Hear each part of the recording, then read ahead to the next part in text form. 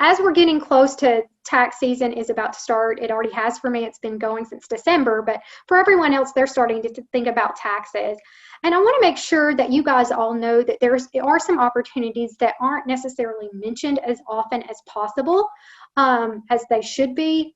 One of the things that the CARES Act brought back is the net operating carrybacks, which they've been around now for a little bit since Trump implemented those. But that means that if you have a business loss in 2020, you can carry that back to offset taxes that you paid in 3 years prior. And then also you can carry that loss forward. But generally speaking, this is a really good opportunity if you pay taxes in previous years and you have a loss in the current year, that you could go back and recoup some of those tax dollars that you had available to you. With what we're talking about in the future, it may be smarter to take those losses forward. It depends on your situation, just because of the new tax. If tax goes up as we expect it will, then having those dollars to offset future tax is more beneficial. But there are reasons why you might want to go back and take those 18 and 19 years losses from 2020. There is some opportunity for reverse tax planning by doing that. It accelerates. So basically the goal here is if you accelerate your expense in 2020 and defer as much income till 2021, that gives you some opportunity as well. Basically, if year end you have some expenses that need to be spent, go ahead and spend them before 12/31 so that you can take advantage of those. Carryback losses are 5 years. Early retirement withdrawals. One of the better things that we've seen come out of the CARES Act is that now you can actually take a loan from your 401k, or even take the distribution from your 401k, and you can actually spread that tax over 3 years or pay it back over 3 years. So that means in the past, where if you had a issue with COVID, your company lost revenues, if you had some event related to COVID, then you're allowed to utilize the 401k as an opportunity to withdraw. You don't have to take the 10% penalty that normally happens if you withdraw it before your age. And then you also don't have to pick all that income up in 1 year. You can spread it out over 3 years, leaving you in a lower tax bracket, or pay it back if in 3 years, you're doing better and you just want to pay it back. So it's a really good loan opportunity if your retirement plan allows for that opportunity. So again, it spreads the tax over 3 years, which right now is super advantageous. Also, there's been a temporary waiver of the required minimum distributions. If you're in retirement, you know a lot about that, or you're getting ready. So there's a temporary waiver for that. You don't have to take those. And also, they have added a $300 charitable deduction contribution if you don't itemize. So in the past, you've always had to use your Schedule A and itemize if you wanted to take a charitable donation. My suggestion is make sure that's on your tax return this year, because I'm sure everyone in the room has donated at least $300. So if you're not itemizing, be sure that every CPA does pick that up on your tax return for you. Some ideas for reducing business tax liability. So create a strategy with your CPA, with your advisor team, to minimize your overall tax rather than just your federal tax. So if you're not in the state of Tennessee, and you work with a CPA outside of the state of Tennessee, which can be difficult, honestly, because they don't understand Tennessee tax law, just like it's somewhat complicated if I work with a California client. I don't exactly understand their state taxes. So don't ignore state income taxes or payroll taxes. So as you're talking to your CPA, make sure that when they're giving you a tax savings, that they're also taking into account if you're paying in additional payroll taxes, what your state tax change is going to be, because those are very important as you're kind of thinking holistically about your tax. So tax is not just federal, it's across the board. What are you paying in payroll taxes? What are you paying in state income tax? And in Tennessee, we have the Hall tax, which is about to be phased out, but also federal income taxes. Also, one of the common things that we see, partners should not be on payroll. So if you are in a partnership and you are on a W-2, that is against IRS regulation, for one. Number two, you're likely paying more tax than you should be in most instances, so you're double taxing yourself in certain ways. So if you are a partner and you're on payroll, get rid of that immediately and go to a draw, and then talk to your CPA about how much money you should be setting aside for taxes.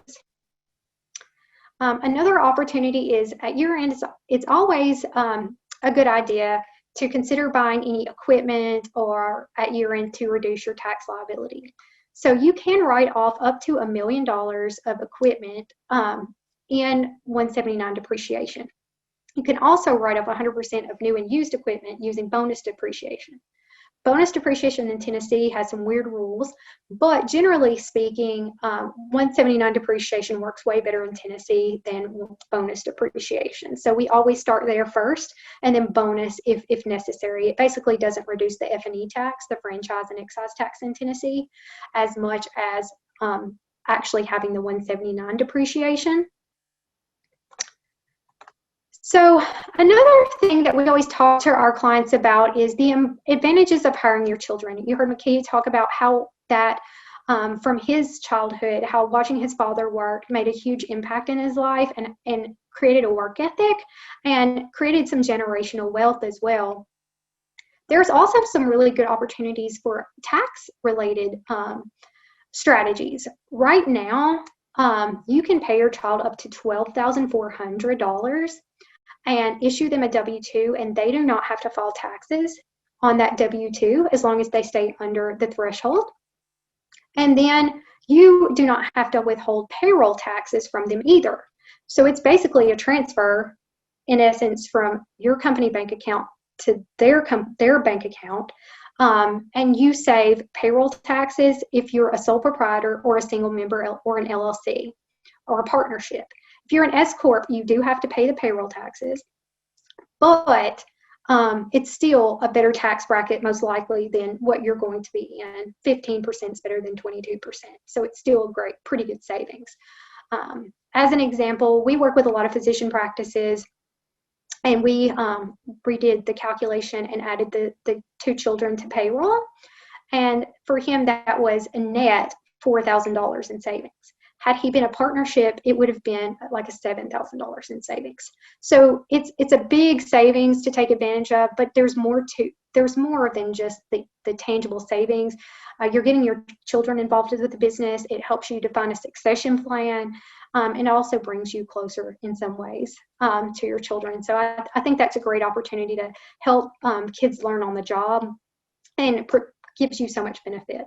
So the child does have to be under the age of 18 to not pay the payroll taxes, but my daughter is in college at UT, and she works for me, and as long as she makes under $12,000, she doesn't have to pay or file a tax return. So it's still a win-win strategy. The money is never taxed. So if you do pay your children, that money is never taxed other than if you have the payroll tax. And you can put that into a Roth IRA for them, which is a great opportunity, or a 529 plan, or you can simply put it in their bank account and use it to pay for private school. So there's lots of opportunities and good reasons to pay your children if you do start a business.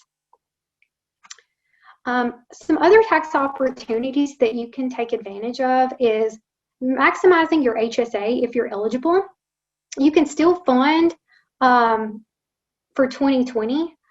So you've got the time to do that, and it's $3,550 or $7,100. This allows you to pay your medical bills pre-tax, and it's not a use it or lose it. So you can actually put money into your HSA for many, many years, never have any medical conditions that you have to use it for, and at some point you can roll that into retirement. So a lot of CPAs, specifically, max it out every year, and then their goal is to use it as a retirement account later on as well. So it's another way to add some retirement in if you've met those thresholds, if you have a high deductible health plan.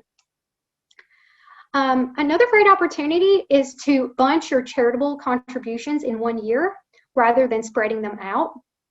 Unless you're doing like a defined contribution plan where you set up something with your retirement advisor so that you can self-direct the funds each year, and that's a little bit different of an issue, but you would still invest that money in 1 year. So take advantage of the higher standard deduction in the years you don't contribute, but if you can bunch them all together, then that's a great opportunity. Another good opportunity is, especially as you're getting close to year end and you're looking at your investment accounts, it's okay to go ahead and sell off the losers if you have a lot of gains that you want to offset. So capital gains offset capital losses. So this is a good opportunity at year end if you don't want to have a lot of capital gains and you do have some losers that are in your portfolio that have not gone the way that you had hoped, to go ahead and get rid of those at year end to kind of mitigate the tax that will come your way.